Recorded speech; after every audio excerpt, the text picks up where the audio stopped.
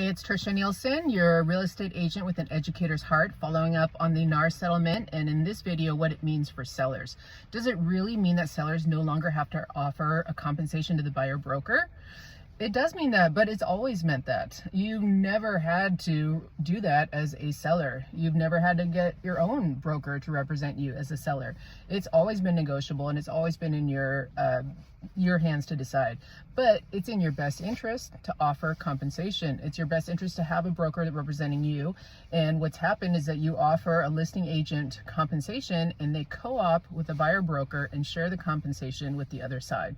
So now you have both sides of the transaction being represented, and all parties looking for the closing to happen in the best way possible for both sides. You can stumble into a lot of problems if you go into a contract with a buyer who's not represented, who doesn't know all of the intricacies that can come up in a closing: financing contingency, inspection contingency, appraisal. There are a lot of things that a buyer broker will help remove before you enter into a contract with a buyer that's not prepared.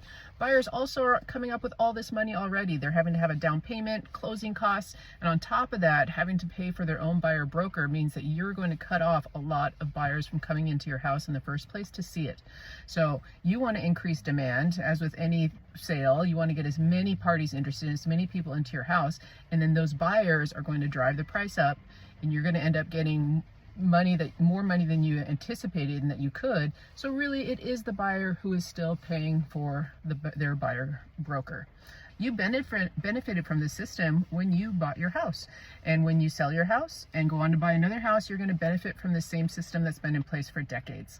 So please consider continuing to offer compensation to both sides of the brokerage. The buyer is bringing the money in, so really you're using the buyer money. If you have any questions, please reach out to me. I am wise, and I have a lot of information that I'd love to share with you.